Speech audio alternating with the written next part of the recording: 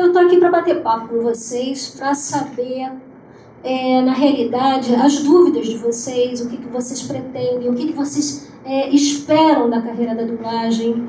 Eu tenho um pouquinho mais de 30 anos de profissão, né? Já virou a casa dos 30, né? E não comecei engatinhando, como todo mundo pensa. Já me disseram assim, você começou de fralda, né? Eu falei, não, eu já tinha idade, já estava com uns 22 anos já, né? Agora, fica por parte do ar-condicionado do estúdio, vamos dizer que é criogenia, né? A gente não despenca de uma vez da noite pro dia, então a gente conserva um pouco dentro do estúdio. Mas agora, falando sério, eu gostaria de saber de vocês, até para a gente poder desenvolver o nosso papo, né, o nosso bate-papo, qual é o interesse de vocês em relação à carreira? Falar alguma coisa que provavelmente, eu não sei se o Nelson já deve ter falado tudo, né, em relação à dublagem, mas quem sabe eu posso acrescentar um pouco mais para você até daquilo que vocês estão esperando, né? Pelo menos me ver aqui conversando com vocês, tirando as dúvidas de vocês. Depois a gente vai fazer um vídeo aqui, que eu trouxe do Leonardo DiCaprio e da Kate Winslet para vocês dublarem. Eu também sou diretora de dublagem. Hoje em dia não estou mais dirigindo, o que é até bom. Porque a direção hoje em dia tá um problema, então tem sido mais prazeroso para mim dublar, que é o que eu sempre, na realidade eu sempre gostei de dublar. O dublador, quando ele vai mais para a direção, é mais até por uma necessidade financeira mesmo, né? Porque, querendo ou não, o diretor ele acaba, pela quantidade de trabalho que ele tem, ele acaba aumentando aquilo que ele recebe. Que a gente hoje em dia não pode nem mais chamar de salário porque não existe mais nenhum profissional contratado no mercado. Então eu chamo daquilo que ele recebe, eu não chamo de salário. E, enfim, a gente até no bate-papo a gente vai ver que tem outras implicações até legais relativas à própria profissão, à dificuldade no mercado, esse negócio de dizer que o mercado está aquecido em relação à dublagem. Está aquecido um pouco, aqueceu um pouco. Fez um foguinho, entendeu? Mas não deu para chamuscar nem o bumbum. Porque o que acontece? Como está acontecendo em todo o mercado de trabalho, né? Em função da crise mundial, do que tem acontecido hoje em dia, né? Houve um achatamento de valores, de salários, de tudo, e isso, é claro que inclui a nossa profissão, a nossa categoria, atingiu os empresários, lógico, e em função até dos tributos que são impostos ao próprio empresário da dublagem, né, que não são poucos, são muitos, a não ser que você abra uma empresa de fundo de quintal, que é o que tem acontecido e muito, infelizmente, que eu já falei até que é o backyard, né? Enterprise, né? Backyard Enterprises. E é o que acontece, porque a gente vai querendo dar a volta em todos esses tributos, em tudo isso, o empresário, para sobreviver, ele acaba fazendo isso. Não estou defendendo, muito pelo contrário. Já fiz parte também de comissão de sindicato, já batalhei muito dentro do sindicato, em função de defender os direitos. Quem foi que perguntou isso para o Nelson? Que quando a gente... você abre mão, sim. Você abre mão, sim, quando você vai defender um direito que é seu e que você vai, principalmente o jovem, né, dentro da dublagem, que vai para uma assembleia de sindicato, e você chega lá e são discutidas normas de convenção coletiva, em que o dublador ele se vê obrigado a seguir aquilo que na realidade não é bem o que acontece, porque você acaba tendo que, ou você abre mão dos seus direitos, ou você finca a pé, e no que você finca a pé, aquilo que você exige uma coisa que é sua de direito, você acaba sendo marginalizado no meio. Acontece sim. Não é história da carochinha, não, acontece sim. Eu, inclusive, já sofri muito por isso, né? E hoje em dia, como o Nelson, eu parei. parei até, não estou dizendo que vocês façam mesmo não, parei de frequentar sindicato, lamento, porque é uma coisa que me inflama, é uma coisa que eu gosto, tanto que eu também sou advogada trabalhista, né, e é um contrassenso você ter que lidar com essas duas coisas, né? Você fazendo, foi o que eu falei para o meu professor um dia, que eu estava fazendo a minha monografia de pós em Direito do Trabalho, que eu falei, olha, e a minha monografia foi sobre flexibilização. E chegou um momento de normas coletivas de trabalho. E chegou um momento que eu travei, eu falei, o que eu estou fazendo? Eu estou escrevendo uma coisa que você começa a fazer um paralelo com a tua profissão e você começa a medir, você começa a ver. E você vê que a coisa não é bem assim, a coisa não funciona. E você vê, já falando para o meu professor que era procurador de trabalho, do meu emputecimento, que foi a palavra que eu usei, que foi uma gargalhada geral dentro da sala, que eu travei e não conseguia mais fazer a monografia por causa disso. E eu tive que fazer até, tive que levar ao fim a monografia, querendo ou não, eu tive que levar ao fim, falando o que realmente era em relação ao que era permitido pela Constituição e o que era feito, né?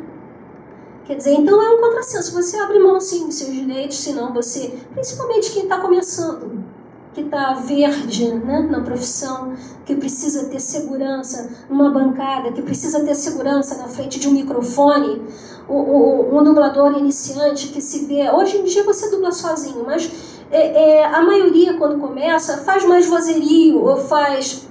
capacete 1, 2, 3, e que geralmente o diretor, não sei aqui em São Paulo, mas às vezes o diretor lá no Rio de Janeiro, ele junta alguns profissionais em 10 loops, faz você o fulano de tal, faz você não sei o que, cada um faz um, né? Cada um dubla um personagem, e você não tem contato, vamos dizer assim, tanto com aquele dublador antigo. Eu, quando eu comecei a dublar, era um horror, porque era bancada, com todos os dubladores, a gente não tinha um canal, né, de dublagem, você fazia todo mundo junto, dublava todo mundo junto, e nisso que você dublava todo mundo junto, você dublava com os medalhões da dublagem e você era o merdalhão, porque você estava começando. E aí você imagina o dublador fazendo um bife, um texto enorme, em que você tinha que dizer, eu não sei, sim senhor. E às vezes você falava, sim senhor, e o R ficava na garganta e não sei, sim senhor. Aí o diretor, minha filha, faz de novo, minha filha. Ah, merda, isso, faz de novo. E o dublador que está do teu lado, o antigo, já virava para você e fazia assim. Não, porque te olhava de cima para baixo mesmo. Principalmente porque era pequenininha, né? Então eles já me olhavam. Eu continuo com a mesma estatura, então já me olhavam assim. Imagina dois, um de cada lado te fulminando. Vera Miranda te olhando de um lado e o outro dublador te olhando do outro. Milton Luiz, por exemplo. Era muito complicado. E é complicado para o dublador que está iniciando. Se bem que hoje em dia, né, vocês não vão ter contato. E hoje está mais light também. Não tem mais tanto essa... Como a gente dizia antigamente, era gostoso, de uma certa forma era gostoso, porque eu me sentia assim, eu olhava para aqueles dubladores antigos que vinham todos de radioteatro, que tinham uma bagagem diferente de radioteatro, que eu acho super importante, aquilo que o Nelson falou em relação à locução, do diapasão, que o Silvio Navas falou, do diapasão, da locução, você achar que você é locutor, você vai chegar e você vai dublar. Eu vi muito locutor lá na Ebert, dublando, e era sempre aquele diapasão. Tinha uma voz linda. Francisco Milani mesmo falava, vozes lindas, mas não inflexiona nem um pouco. Não sou contra o locutor, não. Eu acho que você pode ser um locutor e na dublagem você tem que ser um dublador-ator. Você tem que saber diferenciar realmente isso. Para você ter aquele plus que você precisa, para você ser multifacetado, para você poder trabalhar numa área e poder trabalhar na outra também. Você faz as duas coisas tranquilamente. Eu também já fiz rádio, não com tanta frequência como eu dublo, mas já fiz. Já participei de um programa, quando eu estava fazendo faculdade de comunicação, que eu era estagiária, eu participei do Clube dos Reis. Era Roberto Carlos, era não sei o quê, e eu trabalhava com um amigo meu que era dublador também, era locutor. E a gente apresentava o programa às 7 horas da manhã, e tinha que ser naquele pique, né, para acordar todo mundo, né? E você ainda estava com o olho fechado e outro aberto, mas tinha que ser naquele, né? E por aí a gente vai, quer dizer...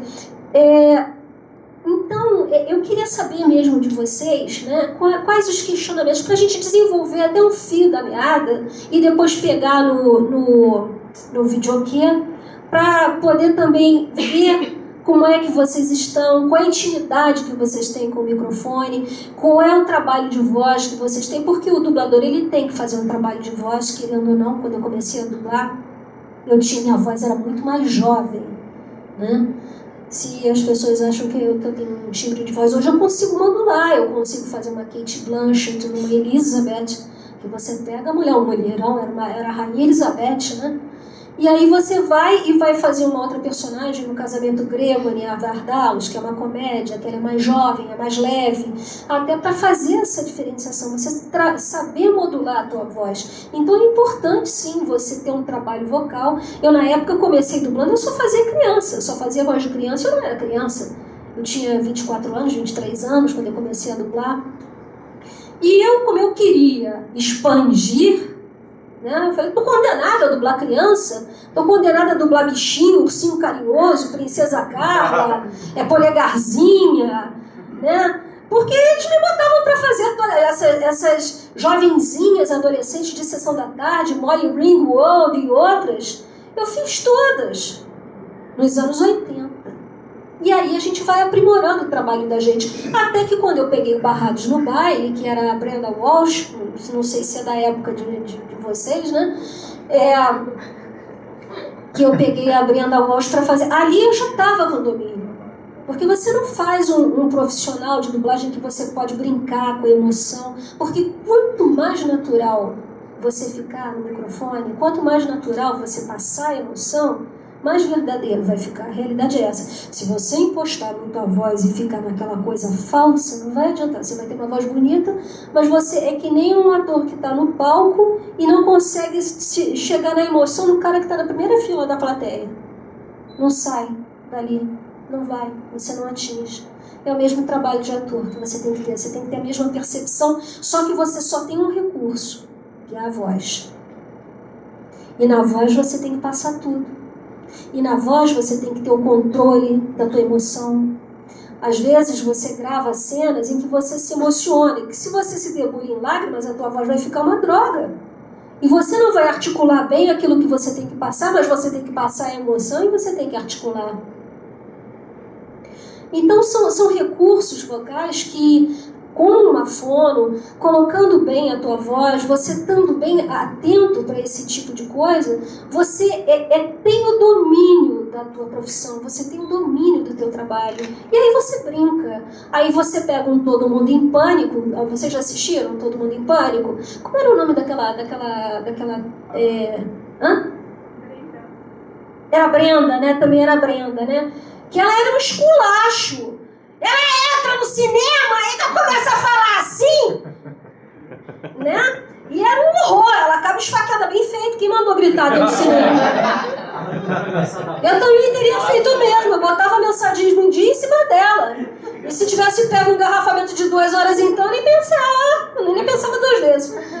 Mas, então você vai tendo esse domínio da tua voz, você vai tendo essa noção para você poder até ter essa diversidade, para você poder fazer uma Willy Kit dos Thundercats, você fazer um Baby da família Dinossauro, você poder fazer uma mulher mais madura, você poder pesar um pouco a voz. Também não adianta você querer ir além das suas possibilidades vocais. Não é chegar dentro do estúdio e o diretor te dá uma mulher de 60 anos e eu olhei pra cara do diretor e falei, não vou fazer não. Falei mesmo, mas isso também eu falei depois de já ter um tempo de profissão. Porque se eu falo no início, eu nunca mais entrava no estúdio. Não esfaqueou ninguém lá. Não esfaqueei ninguém, porque quantas vezes eu dublei com o Damata, estava iniciando, trabalhando com o Damata, e o Damata era diretor de dublagem lá na época. Olha, eu aprendi coisas com o Damata como diretor, assim, fantásticas. Eu reputo o Damata, assim, um dublador maravilhoso, um diretor maravilhoso. Agora, tinha um gênio que, puta que pariu, um gênio que o Damata tinha dentro do estúdio. Teve uma vez que eu, numa santa inocência, saí do estúdio, eu estava iniciando. Fui chamada, não sei por quem, fora do estúdio. E aquele negócio, manda quem pode, obedece quem tem juízo, né? E eu fui. Me chamaram, eu fui. Só que eu tinha saído de dentro do estúdio uma hora que o Damata estava dirigindo e tinha filme. Eu estava lá, estava escalada, eu não estava nem na cena, mas eu estava lá. Quando ele me procurou, eu não estava no estúdio, cara, eu tomei um esporro, que a minha voz ficou afiada. Eu queria gravar e eu não conseguia. Eu não conseguia gravar. Hoje em dia, eu não sei aqui em São Paulo, mas lá no Rio já não tem mais tanto esses estrelismos na direção, né?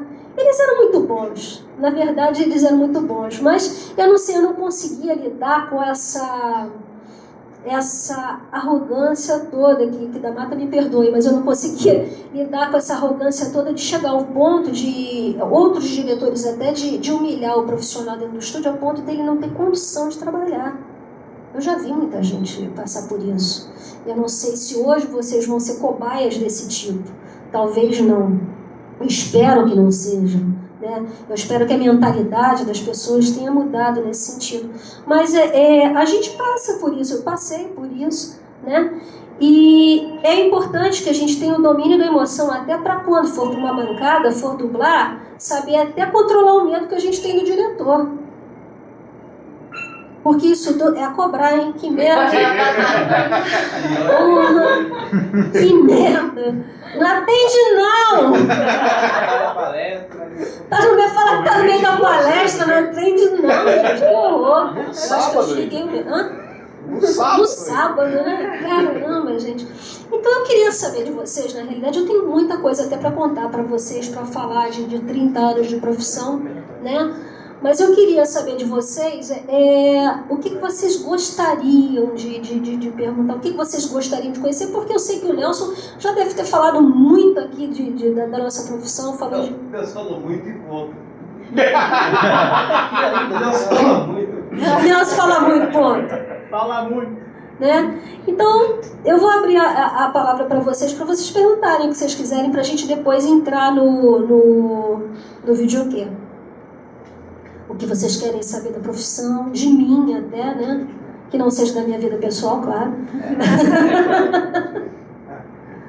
Assim, como é que assim, que critério, assim, por exemplo, tem uma criança lá no filme para ser dublado, como é que eles dizem, não, vou chamar uma criança de verdade para fazer, ou fazer um adulto que vai fazer uma vozinha assim de criança, qual é a diferença? Hoje em dia, a gente tem mais a criança dublando mesmo. Muito difícil você ver, pelo menos lá no Rio de Janeiro, é muito difícil você ver um adulto dublando uma criança.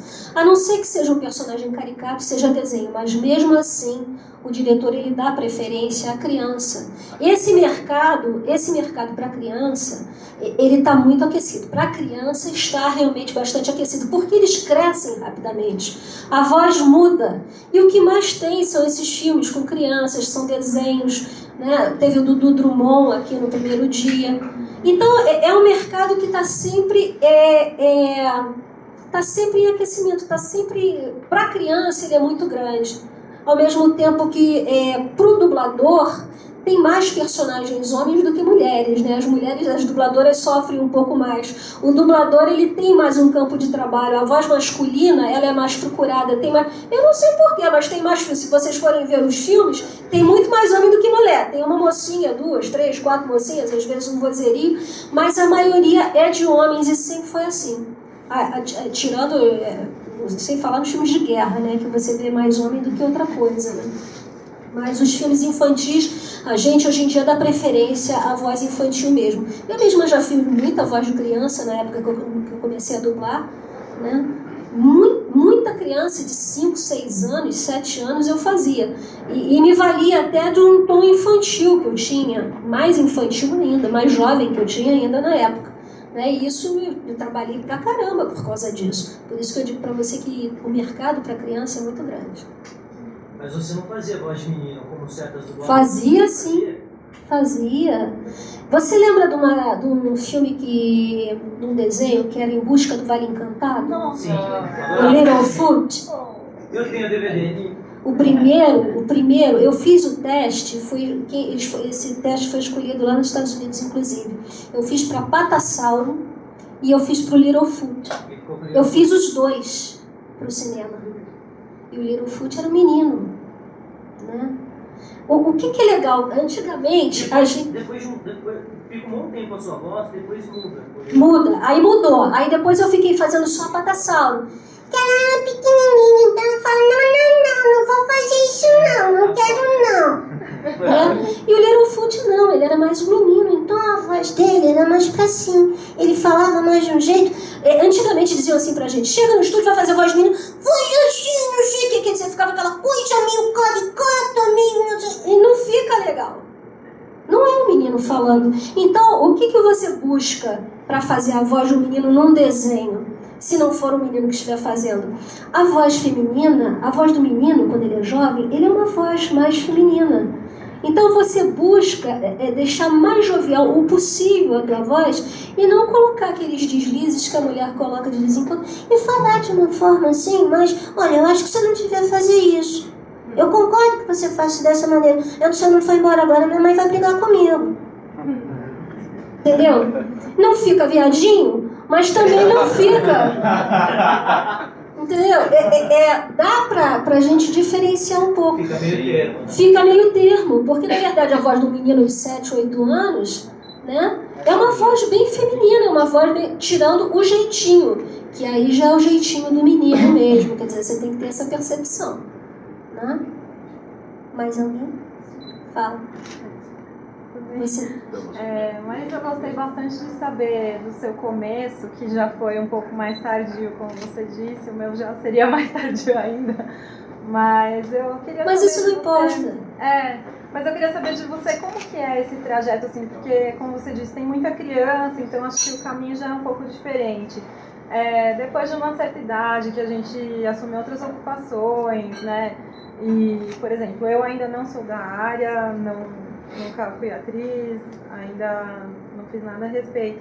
Mas como que você acha que seria uma trajetória, assim, hoje em dia, a partir dessa idade, para entrar mesmo para dublagem?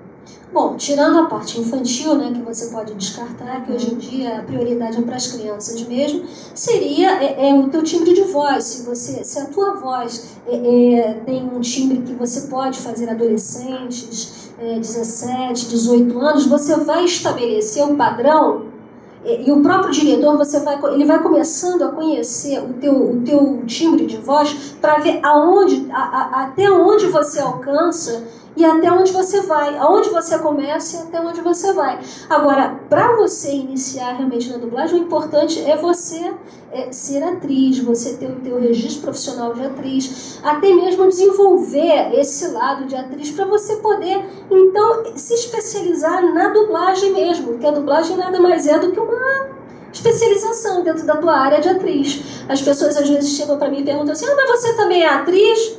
Eu falo, mas como? Mas você é dubladora, mas você é atriz? Eu falei, olha, se eu não fosse atriz eu não podia dublar, não poderia dublar. Né? Eu acho que isso ainda é uma exigência que existe no mercado para que você possa dublar. Você tem que ter o teu registro profissional, né, que as pessoas chamam de DRT, que é DRT, Delegacia Regional do Trabalho, gente, não é... Isso não é registro, é o órgão, que hoje em dia não é mais Delegacia Regional do Trabalho, é Superintendência, Secretaria, um negócio assim do trabalho, Superintendência do Trabalho. E lá você, então, com o curso que você fizer, o profissionalizante que você fizer, ou comprovar com os trabalhos que você tenha feito, você vai conseguir o teu registro profissional. E aí sim, você vai buscar um curso de dublagem, onde você vai conhecer a técnica do dublador, né, do trabalho de dublagem. Assim, esse contato, sim, tem doutor, tem seu registro, esse contato inicial, assim, para acessar um diretor, um estúdio, que seja, como você acha que isso acontece mesmo? Olha, no Rio de Janeiro hoje em dia não está tão fácil assim, não. As casas estão bem fechadas para... você pode fazer um teste? Você pode me ouvir? Antigamente a gente até conseguia isso, tá? Mas hoje em dia está funcionando mais você vir por uma indicação. Vir por indicação de alguém que você conheça ou de um curso de dublagem que você esteja fazendo. Aí, dependendo até do curso, porque se for um curso que o próprio profissional não é muito respeitado no mercado, aí já vai te olhar assim, ela tá dublando tá fazendo curso com fulana, não sei o que, entendeu? Até isso você tem que escolher um bom curso para ver onde você vai investir a tua grana, né? Para ver de que maneira você vai poder se qualificar para ser bem aceito no mercado. Porque não adianta você chegar lá com a cara e a coragem e às vezes vão te ouvir. mas eu já vi gente, colegas minhas, diretores de dublagem que começaram depois de mim. Eu levar um rapaz que estava querendo começar na dublagem, levei lá, ele um dia, ela falou, eu vou fazer um teste sim, depois ele foi sozinho lá e ela não atendeu ele. Até assim. Tá? Então, esse negócio de dizer que o mercado está aquecido sim, está aquecido para bons profissionais.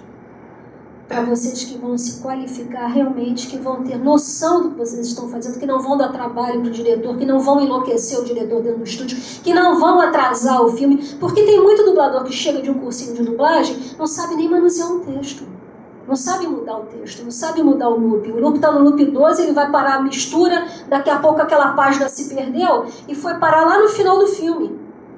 E aí para tirar xerox daquela página original que está com o diretor, que o diretor vai ter que tirar xerox daquilo, ou então perde um tempo imenso procurando aquela página que sumiu, que estava traduzida lá no meio daquele negócio todo. Entendeu? Falando ainda de timbres de voz e tal, Sim. como você estava comentando, para quem está começando, tá? Aí a gente vê, por exemplo, vários dubladores já famosos e tal, e são até famosos por fazerem as suas vozes caricatas. Tem várias mudanças e tal, mas para quem está começando, você diria, o conselho que você daria, na hora que você bate o olho lá no personagem que você vai fazer, tenta ir atrás dele ou faça a sua voz e acerte a interpretação só e fica por aí? Para início de conversa, para quem está começando, quando eu comecei, eu fiz o seguinte. Eu escolhi uma vítima para mim. Eu fui na dubladora que eu achava uma das melhores dubladoras do Brasil e tentei me espelhar nesse trabalho, porque eu achava que o timbre de voz dela tinha muito a ver com o meu. E eu comecei a observar. Não é copiar, mas no início, até você se prender a isso, a tentar fazer como ele faz ou como ela faz, para depois então você descobrir o teu caminho. Porque a partir do momento que o melhor, você aprende com o melhor, como ele faz, como ele utiliza a qualidade vocal que ele tem, depois você vai vendo o que você pode e o que você não pode fazer. Mas inicialmente, se você acha que aquele dublador, o fulano de tal, é o teu ídolo, se espelha nele. Como todo mundo começa com alguém que você vai se espelhar, que você vai querer fazer, vai querer copiar. Né? Se espelha nesse, e depois aos poucos você começa a observar os outros e você começa a então desenvolver o teu próprio jeito. Agora, em relação ao personagem, quando você está começando, o que você tem que priorizar não é brigar com a tua voz. Se a tua voz, que foi escolhida pelo diretor, não se adequa ao personagem, prime pela interpretação, porque a tua interpretação vai suprir a deficiência vocal, mesmo que ela não chegue lá. Que seja uma voz pesada, que seja o que for. Tem muita gente, as pessoas costumam dizer assim, pegam os negões, né, aquele pessoal, bota uma voz pesadona aí, que era Paulo Flores, bota Paulo Flores para fazer aquele negão. Às vezes o cara que está lá na tela não tem nem a voz do dublador que está fazendo, tem uma voz pequenininha, mas é um puta ator. Então, se você suprir esse grave que você tem que ter na voz, né, que você não vai conseguir alcançar, chegar lá naquele personagem, completa com a tua interpretação, que aí ele não vai sentir falta, o diretor não vai sentir, e quem assiste também não vai sentir essa falta.